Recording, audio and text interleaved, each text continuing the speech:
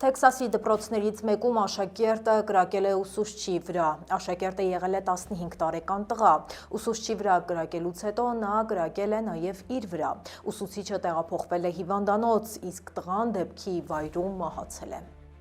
Ուսուցչի վիճակի մասին մանրամասներ չեն հաղորդվում, բժշկական կենտրոնները չեն պատասխանել հարցումներին, դեռ պարզ չեն դեպքի մանրամասները, հրաձգության պատճառները, հայտնի չէ նաև, թե աշակերտը որտեղից է ձեռք բերել զենքը։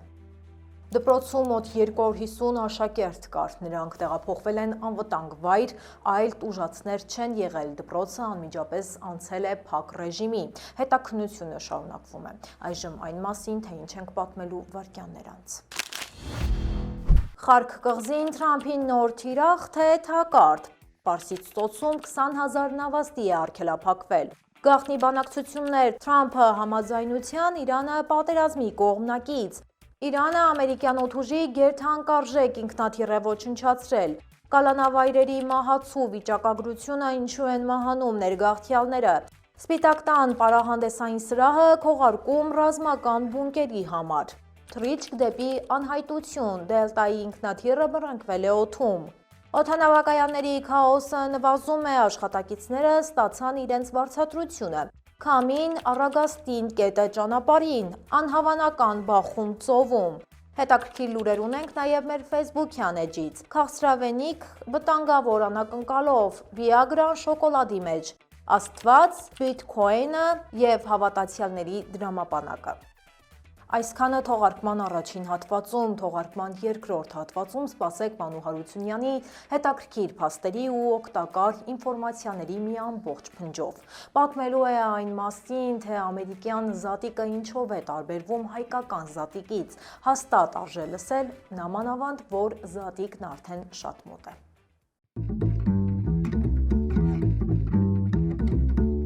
Բարև ձեզ, դուք միացել եք Glendale News-ին, ես Լենա Կարապետյանն եմ, ինչպես միշտ ձեզ կներկայացնեմ Ամերիկայում տեղի ունեցող ամենահետաքրքիր ու կարևոր թեմաները։ Եթե ուզում եք աջակցել մեզ մեկնաբանություններում, պարզապես գրեք ձեր առաջարկներն ու կարծիքը մեր նախագծի մասին եւ իհարկե անպայման լայքեք տեսանյութը։ Հիմա անցնենք այսօրվա թեմաներին։ Մերձավոր Արևելքում պատերազմի վերջը չի երևում, Թրամփը դիտարկում է Իրանի Խարկ կղզու գրավման հարցը։ Այն Իրանի ափերի հարևանությամբ է և կենտրոնական դիրք ունի։ Կղզին ապահովում է երկրի նավթային արտահանման 90%-ը, նպատակը Իրանի տնտեսության կաթվածահարությունն է։ Այնտեղ են գտնվում նավթային հսկա պահեստները։ ԱՄՆ-ն արդեն ռմբակոծել է կղզու 90 թիրախ։ ԱՄՆ-ն արդեն Միջին Արևելք է ուղարկել 3500 զինվոր ենթադրաբար ցամաքային գործողության համար։ Ռազմական շատ փորձագետները մտավախություններ ունեն։ Ըստ նրանց Խարկ կղզու գրավումը հակամարտության գլխավոր առաքելություններից է, բայց նրանք համարում են, որ սա մեծ ռիսկ է եւ կարող է պատերազմը ձգձգել ամիսներով։ Կղզին գտնվում է Իրանի հրետանու եւ դրոնների հասանելիության գոտու։ Ցամաքային ներխուժումը կբերի լուրջ բարդությունների։ Իրանը դեռ ունի պաշտպանական բազմաթիվ հնարավորություններ, իսկ իրանական ռեժիմը ներկայումս ըստ ամերիկյան պաշտոնական աղբյուրների փլուզման նշաններ չի ցուցաբերում։ Պարսից ծոցում 20,000 նավաստի է արգելափակվել, Իրանի կողմից Հորմուզի նեղուցի փակումը նրանց թակարդն է գցել։ Նավաստիները գիշերներն անցկացնում են նավի տախտակամածներին, նրանք ականատես են լինում Իրանի վրա կատարվող հարձակումներին։ Իրանի գործողությունները կաթվածահար են արել համաշխարհային ծովային առևտուրը, ՄԱԿ-ի տվյալներով արդեն զոհվել է 7 նավաստի, մի քանիսն էլ ստացել են ծանր վնասվածքներ։ Առևտրային նավերը հաճախ են հայտնվում հարվածների կենտրոնում։ Իրանը պնդում է, որ նեղուցը բաց է, նրանք թույլ են տալիս անցնել միայն այսպես ասած ոչ թշնամական նավերին, սակայն փաստացի հարյուրավոր նավեր այս պահին կուտակված են նեղուցում։ Դրանց մի մասը արդեն ավելի քան 1 ամիս։ Քննարկվում է դրանց անձնակազմի առնվազն մի մասի էվակուացիայի տարբերակը ևս։ Թրամփը հայտարարել է բանակցությունների ու առաջընթացի մասին, ըստ Սպիտակ տան հաղորդագրության կողմերը հաղորդագրություններ են փոխանակում միջնորդների միջոցով, Պակիստանը դարձել է գլխավոր միջնորդը։ Թրամփը պնդում է, որ գործարքը մոտ է։ Զուգահեռ լուրեր կան, թե Մերձավոր Արևելքում ԱՄՆ դաշնակիցներից ոմանք պնդում են, որ պատերազմը կշարունակվի մինչև Իրանի լիակատար պարտությունը։ Սպիտակ տան քարտուղարը հաստատել է, որ բանակցություններն ընթանում են։ Նրա խոսքով հանրային ասվածը շատ է տարբերվում մասնավոր հաղորդագրություններից։ Որպես իրանական կողմի բանակցող էլ նշվում է Իրանի խորհրդարանի խոսնակը։ Պաշտոնական Թեհրանը սակայն հերքում է ԱՄՆ-ի հետ բանակցություններ վարելու մասին լուրերը։ Փորձագետները այս պահին համաձայնության հասնելու հեռանկարը քիչ հավանական են համարում։ Ամերիկյան գերթանկարժեք հրամանատարական ինքնաթիռներից մեկը ոչնչացվել է։ Սուլթան Արքայազնի ավիաբազայից ստացված կադրերը ցույց են տալիս, որ ինքնաթիռը իրանական հրթիռի հարվածից ոչ թե պարզապես վնասվել է, այլ ամբողջությամբ ոչնչացվել է։ Այս ռազմավարական ինքնաթիռը համարվում էր տարածաշրջանում ԱՄՆ ռազմաօդային ուժերի աչքերն ու ականջները։ Սա ոչ թե պարզապես ինքնաթիռ է, այլ հրամանատարական կենտրոն կործանիչների ու անօդաչուների համար։ AWACS ինքնաթիռը կարող է դիտարկել հարյուրավոր կիլոմետրեր հեռավորության վրա գտնվող թիրախները։ Նման ինքնաթիռներից նույնիսկ մեկի վնասումը կամ ոչնչացումը ու իր գոտի է ստեղծում Պարսից ծոցում Ամերիկայի պաշտպանական եւ հարձակվողական ցանցում։ Իրանի հրթիռային հարվածները անկանխատեսելի են դարձնում իրավիճակը։ Ամերիկյան բազաների անվտանգությունը հարցականի տակ է դրված։ ԱՄՆ-ն այժմ փորձում է վերագնահատել սպառնալիքները եւ վերանայել սեփական բազաների պաշտպանության մակարդակը։ Նավթի համաշխարհային գները կտրուկ աճել են, Brent տեսակի նավթի գինը աճել է 1.5%-ով եւ հասել $114։ Ամերիկյան նավթի գինը գերազանցել է $100։ ԱՄՆ-ում բենզինի գինը շարունակում է աճել, դրա հետևանքով վարորդներն արդեն ծախսել են լրացուցիչ $10 միլիարդ, բայց դա միայն սկիզբն է։ ԱՄՆ-ն մասամբ պաշտպանված է ներքին պաշարներով։ Այնուամենայնիվ գնաճը կարող է հասնել տարեկան 3%։ Յուրաքանչյուր ընտանիք կկորցնի տարեկան $1800։ Ճգնաժամը կարող է խորանալ։ Թրամփը հայտարարել է, որ եթե գործարք չլինի, ԱՄՆ-ն կհարվածի Իրանի էներգետիկ ենթակառուցվածքներին։ Իրանն էլ իր հերթին սպառնացել է նման սցենարի դեպքում հարվածել տարածաշրջանի արդյունաբերական ու լոգիստիկ հանգույցներին, ինչը լիակատար քաոս կստեղծի։ Իրանի աջակցությունը վայելող Եմենի հութիները հրթիռներ են արձակել Իսրայելի վրա։ Սա լարվածությունը ընդլայնում է նաև դեպի Կարմիր ծովի ավազան։ Շուկայում կանխատեսում են նոր ցնցումներ, նավթի գինը կարող է հասնել $200։ Տնտեսական տագնապը արդեն մոտ է այն մակարդակի, ինչը արձանագրվել էր Պարսից ծոցի պատերազմի ժամանակ։ Վերադառնանք ներամերիկյան թեմաներին, Հարավային Կարոլինայի ծովային հետևակայինների կորպուսի ուսումնական բազայում նոր ստուգումներ են։ Պարիս Այլենդի բազայում կտեղակայվեն այսի գործակալներ, նրանք կստուգեն շրջանավարտների ընտանիքների անդամների փաստաթղթերը։ Ստուգումները նպատակ ունեն բացահայտել անօրինական կարգավիճակ ունեցողներին։ Իրանի հետ պատերազմի պատճառով ուժեղացվել է անվտանգությունը, յուրաքանչյուր այցելու պետք է ներկայացնի անձը հաստատող պաշտոնական փաստաթուղթ։ Բազան ծառայել է որպես ուսումնական կենտրոն 1915 թվականից, շաբաթվա ընթացքում նախատեսված են ավարտական տոնական միջոցառումներ ծովային հետևակայինների կորպուսի ծառայողների մասնակցությամբ։ Հստակ չէ, թե որքան ժամանակ կմնան գործակալները։ Նրանց ներկայությունը մտահոգություն է առաջացրել, շատ ընտանիքներ չունեն համապատասխան փաստաթղթեր։ Միայն 2026-ին այսի կալանավայրերում մահացել է 14 մարդ։ Վերջին դեպքը գրանցվել է Լոս Անջելեսի մերձակայքում։ Մահացածը եղել է Մեքսիկայի քաղաքացի։ Նրան անգիտակից վիճակում գտել են Իրան կողմում։ Աշխատակիցները կատարել են սրտի մերսում, սակայն հիվանդանոցում նա մահացել է։ Պաշտոնական մահվան պատճառը դեռ հայտնի չէ։ Կալանավայրերում պահվում է ավելի քան 68,000 ներգաղթյալ, սա ռեկորդային մեծ ցուցանիշ է։ 2025 թվականին գրանցվել է 33 մահ, իսկ 2024 թվականին մահացել է 11 մարդ։ Կալանավայրերում առկա են հիվանդություններ եւ գերբնակեցում։ Տեքսասի Էլ Պասոյի մոտ գտնվող կենտրոնը խնդիրներ ունի, այստեղ գրանցվել են տուբերկուլյոզի եւ կարմրուկի բռնկումներ։ Վարչակազմը փոխում է իր արտաքսման ռազմավարությունը, այժմ շեշտը դրվում է հանցագործներին ձերբակալելու վրա, սակայն անգամ այս դեպքում կալանավայրերը չեն հասցնում սպասարկել մեծ հոսքեր։ Առողջապահական հսկողությունը մնում է անբավարար, իրավիճակը կալանավայրերում մոտենում է անկառավարելի դառնալու մակարդակին։ Սպիտակ տան պարահանդեսի սրահի տակ ռազմական համալիր է կառուցվում, այս մասին հայտարարել է Թրամփը, այն անվանելով հսկայական կառույց։ Պարահանդեսի սրահը դառնում է ծածկ ներքևում կառուցվող համալիրի համար, նշել է նա։ 2025-ի հոկտեմբերին Սպիտակ տան արևելյան թևը քանդվել էր։ Դրա տեղում $400 միլիոն արժողությամբ սրահ է կառուցվում։ Դեմոկրատներն ու բնապահպանները քննադատել են այս որոշումը եւ փորձել դատարանի միջոցով կասեցնել շինաշխատանքները։ Բունկերի շինարարության մասին հայտարարությունները Թրամփը արել է հենց իր ընդդիմախոսներին հակադարձելու ժամանակ։ Քննադատները սրահն անվանել են սարսափելի եւ գարշելի, սակայն Թրամփը վճռական է տրամադրված ընդդիմախոսների ձեռնարկած դատական քաշքշուկը շինարարական աշխատանքները չկանգնեցրեց։ Փոխարենը նա ակամա բացահայտեց, թե որն է Սպիտակ տանը հսկայական պարահանդեսային սրահ կառուցելու իրական նպատակը։ ԱՄՆ-ն պաշտոնապես վերաբացել է Վենեսուելայի մայրաքաղաք Կարակասում գտնվող իր դեսպանատունը։ Դիվանագիտական հարաբերությունները վերականգնվել են լիարժեք ծավալով։ Դեսպանատունը փակ է եղել 7 տարի շարունակ։ Վերաբացումը ամրապնդելու է ԱՄՆ-ի կապերը ժամանակավոր կառավարության հետ։ Այն խթանելու է համագործակցությունը նաև քաղաքացիական հասարակության ու մասնավոր հատվածի հետ։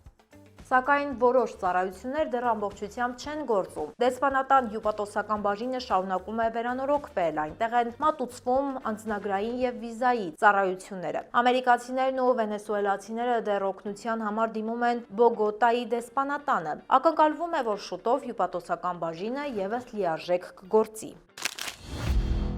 Սան Պաուլոյի օդանավակայանից մեկնող Դելտա ավիաընկերության ինքնաթիռը վթարային վայրէջք է կատարել։ Թռիչքից վայրկյաններ անց ինքնաթիռի շարժիչը բռնկվել է։ Օդանավում եղել է 272 ուղևոր եւ 14 անձնակազմի անդամ։ Ինքնաթիռը պետք է մեկներ Ատլանտա։ Կադրերում երևում է, ինչպես են բեկորները թափվում գետնին, դրանք առաջացրել են փոքր հրդեհ թռիչքուղու մոտ։ Ավիադիսպեչերները անմիջապես զգուշացրել են օդաչուներին կրակի մասին։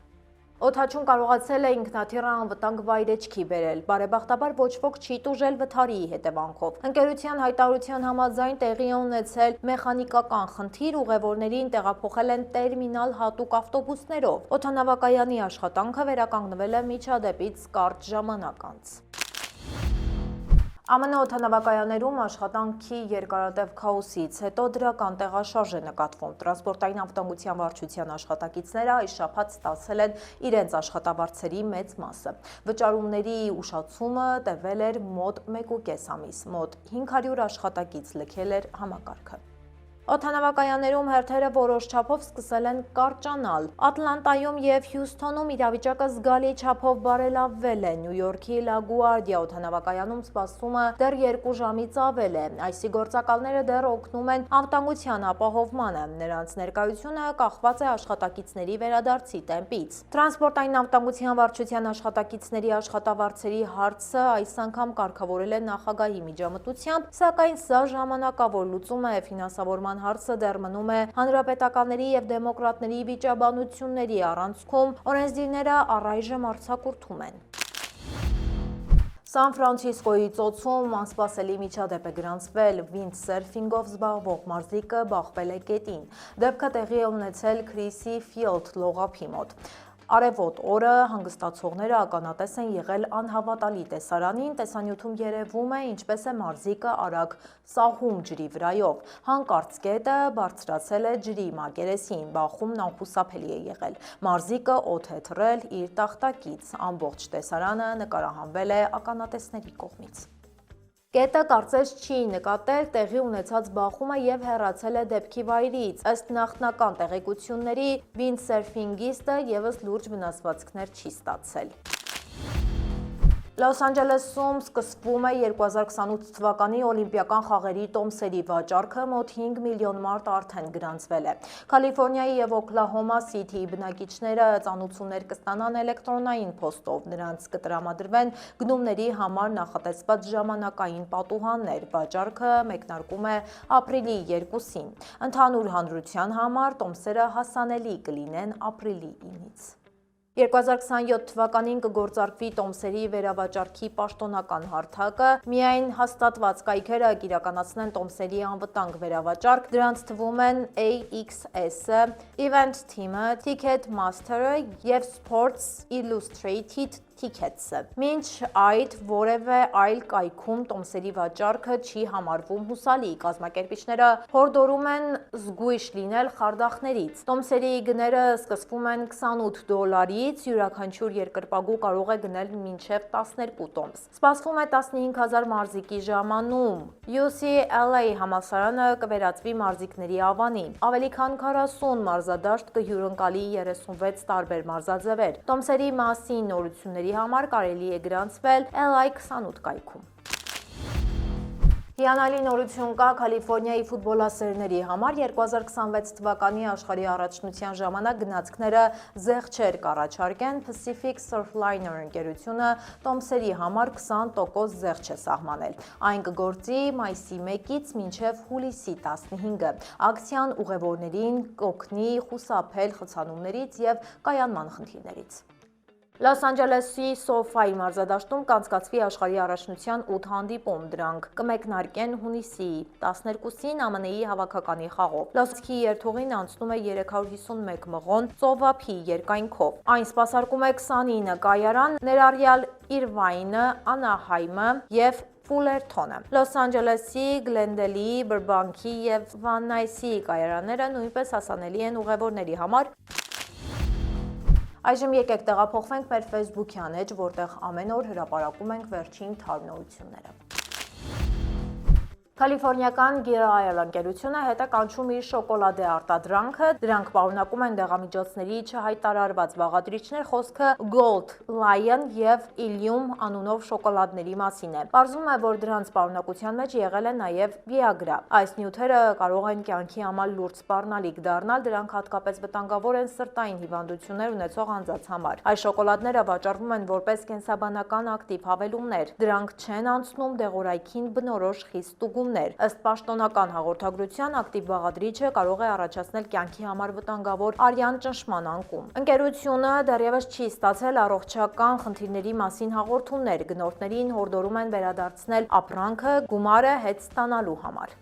Քրիստոնյաների շրջանում նոր ենթամշակույթ է ձևավորվել, հավատացյալները սկսել են ներդրումներ կատարել կրիպտոարժույթներում։ Որոշ եկեղեցիներ նույնիսկ ընդունում են թվային նվիրատվություններ։ Կան բլոգներ, որոնք բիթքոինը համարում են աստվածահաճո գործիք։ Այս շարժման մեջ ներգրաված են նաև որոշ հովիվներ։ Նրանք կրիպտոարժույթը համարում են ֆինանսական ազատության միջոց։ Որոշ եկեղեցիներ տրամադրում են տարածքներ կրիպտոարժույթի դասընթացների համար, սակայն կան նաև խարդախության դեպքեր։ Կոլորադոյում մի հովիվ մեղադրվում է ներդրողների միջոցները յուրացնելու մեջ։ Չնայած այս ամենին, հավատացյալների մի մասը վստահ է, որ Աստված օրհնում է իրենց ֆինանսական նախաձեռնությունները։ Հետաքրքրությունը կրիպտոարժույթի նկատմամբ շարունակում է աճել Կալիֆորնիա, Տեքսաս եւ Քարոլինա նահանգներում։ Մարդկության թվաքանակը պատմության ընթացքում միշտ արագ աճել է։ Այժմ գիտնականները կանխատեսում են աննախադեպ շրջադարձ։ Ծնունդների թիվը գրեթե ամենուր նվազում է։ Առողջության չափման եւ գնահատման ինստիտուտի հետազոտությունը սարսափեցնող է։ Դարավերջին 198 երկրում ծնելիությունը կնվազի։ Մասնագետները կանխատեսում են տարեցների թվի կտրուկ աճ։ Աշխատուժը կտրուկ կնվազի։ Նրանք հատկապես զարգացած երկրների կառավարություններին կոչ են անում վերանայել եւ պակասեցնել ծնունդների թիվը ուղղակի կամ անուղղակի սահմանափակող մեխանիզմները։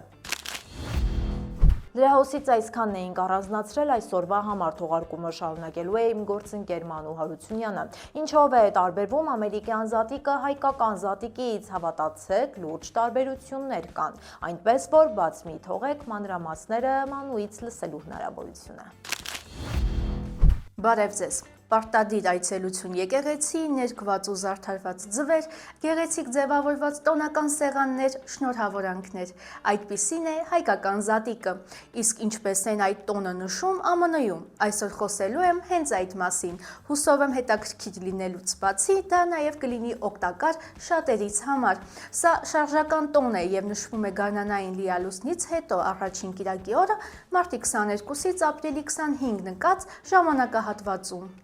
Ի տարբերություն հայկական զատկի, որի ընթացքում ավելի մեծ ուշադրություն է դարձվում օրվա հոգևոր նշանակությանը եւ լուրջ թեմաներին, ամերիկյան զատիկը ավելի շատ աշխույժ եւ ուրախ տոն է երեխաների ակտիվ մասնակցությամբ։ ԱՄՆ-ում ամեն տարի պատրաստվում են հսկա շոկոլադե նապաստակները, որոնք հաճախ բարձրությամբ գերազանցում են մարդուն։ Զատկի ձվերի ամենամեծ որսը կազմակերպվել է 2007 թվականին Ֆլորիդայում, մոտ 10,000 երեխա որոնել են ավելի քան կես միլիոն ձու, իսկ ԱՄՆ-ում ամենաբարձր շոկոլադե զատկի ձուն ունեցել է ավելի քան 10 մետր բարձրություն եւ կշռել է ավելի քան 7 տոննա։ Ամերիկյան զատիկը կապված է զատկի նապաստակի կերպարի հետ։ Երեխաները հավատում են, որ նա գունավոր ձվեր եւ քաղցրավենիք է թաքցնում տանը կամ բակում։ Տարածված է նաեւ egg rolling-ը, ձվագլորման խաղը, որը դարձել է ազգային ավանդույթ։ Ընտանիքները հաճախ են այդ օրը զուգվում տոնական նոր եւ վառ գույների հագուստներով, ընդգծելով գարնանային թարմությունը եւ այս տոնի հոգեվոր ու մշակութային նշանակությունը։ Նորաբնակ միգրանտների համար կարևոր է իմանալ, ամերիկացիները միմյանց շնորհավորում են Happy Easter ասելով, սովորություն է հյուր գնալ բարեկամներին եւ մտերիմներին, նվիրելով շոկոլադե նապաստակներով եւ գունավոր ձվերով լի զամբյուղներ։ Սա համայնքային ջերմություն դրսևորելու եւ միասին ժամանակ անցկացնելու հիանալի առիթ է, որը օգնում է նորաբնակներին ավելի արագ եւ հեշտ ինտեգրվել տեղական մշակույթին եւ հասարակությանը։